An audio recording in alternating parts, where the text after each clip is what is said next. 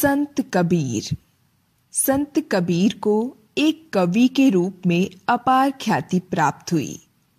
कबीर दास जी का जन्म काशी में लगभग सन 1398 में हुआ माना जाता है। इनके जन्म के विषय में प्रसिद्ध है कि स्वामी रामानंद के आशीर्वाद से एक विधवा ब्राह्मणी ने एक शिशु को जन्म दिया, किंतु लोकलाज के कारण वह अपने शिशु को लहरतारा नामक तालाब के किनारे छोड़ गई, जिसे संतानहीन जुलाहा दंपति नीरू नीमा उठाकर अपने घर ले आए और अपने पुत्र की तरह उसका लालन पालन करने लगे।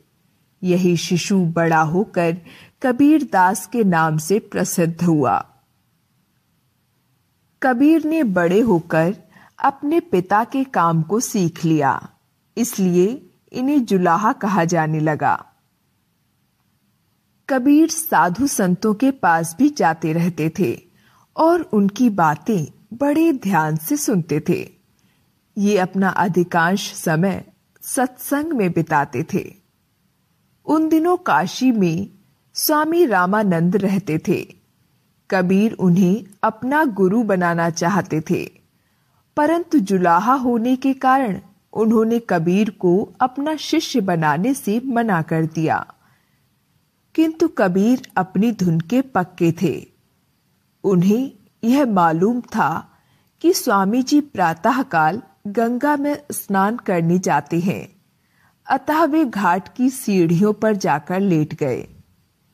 स्वामी जी अंधेरे में चले आ रहे थे। उनका पैर कबीर के सीने पर पड़ गया। वे ठिठक गए और राम राम कहते हुए पीछे हट गए।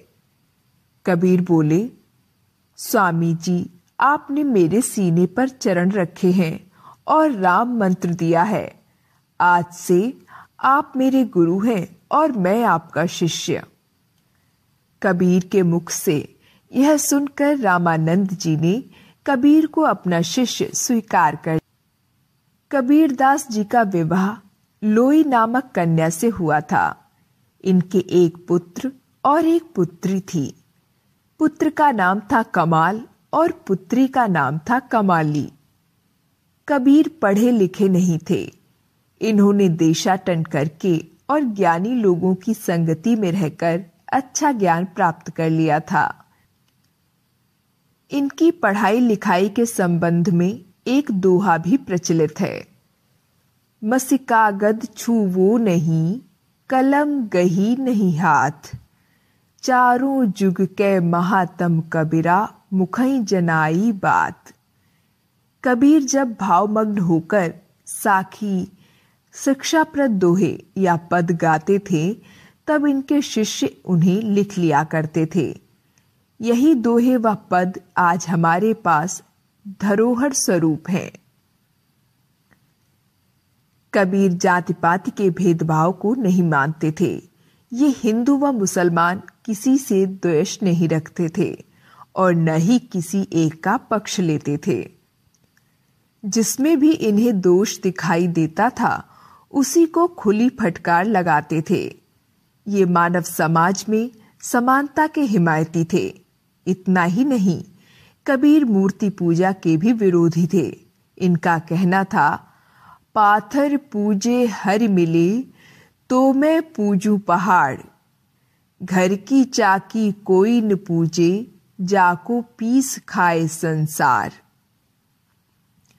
ये निराकार ईश्वर में विश्वास करते थे और हिंसा, झूठ, पाखंड, लालच, परनिंदा आदि दोषों और दुर्गुणों को मिटाना चाहते थे।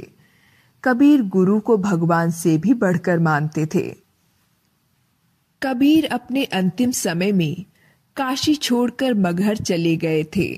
वहीं पर सन 1495 में इनकी मृत्यु हो गई। नीचे इनके कुछ दोहे दिए जा रहे हैं, जिनमें इन्होंने अपनी साधारण भाषा में लोगों को बहुत अच्छी अच्छी सीख दी। अतिका भला न बोलना, अतिकी भली न चूप, अतिका भला न बरसना, अतिकी भली न धूप। अर्थ कबीरदास जी कहते हैं कि अधिकता किसी भी चीज की अच्छी नहीं होती। न तो अधिक बोलना अच्छा होता है और न आवश्यकता से अधिक चुप रहना ही ठीक है। जैसे न अधिक वर्षा ही अच्छी होती है और न अधिक धूप ही भली लगती है। ऐसी बानी बोलिए मन का आपा खोए, औरन को शीतल करे आपहु शीतल होए। अर्थ कबीरदास जी कहते हैं कि मनुष्य को ऐसी वाणी बोलनी चाहिए जिससे सुनने वालों का मन मुग्ध हो जाए। मीठी वाणी बोलने वाले तथा सुनने वाले दोनों को शीतलता का अनुभव कराती है।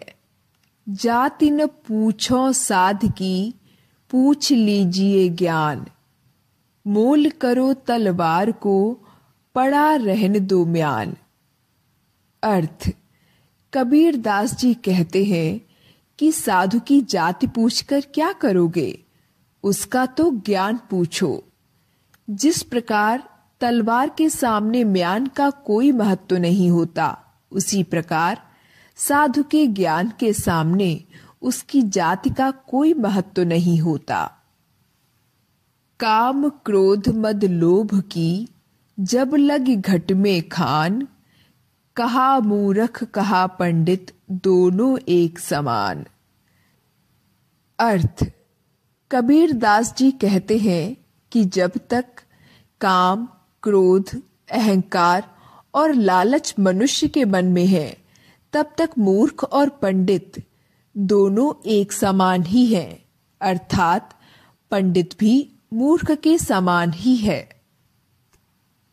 बड़ा हुआ तो क्या हुआ, जैसे पेड़ खजूर, पंछी को छाया नहीं, फल लागे अति दूर।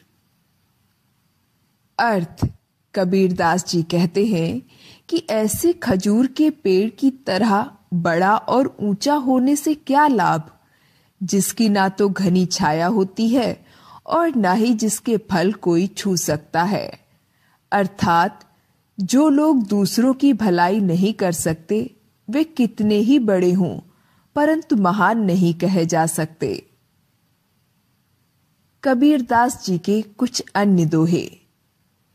झूठे सुख को सुख कहें, मानत है मनमोद, जगत चबेना काल को, कुछ मुख में कुछ गोद। कस्तूरी कुंडल बसे, मृग ढूंढे बन माहे, ऐसे घट में राम है, दुनिया देखत नाही। काल करे सो आज कर, आज करे सो अब, पल में परलय होएगी, बहुरी करेगो कब। साच बराबर तप नहीं, झूठ बराबर पाप, जाके हृदय साच है, ताके हृदय आप। बोली तो अनमोल है, जो कोई जाने बोल, हिये तराजू तौल के, तब मुख बाहर खोल। रूखी सूखी खाय के, ठंडा पानी पीव, देख पराई चूपड़ी, मत ललचावे जीव।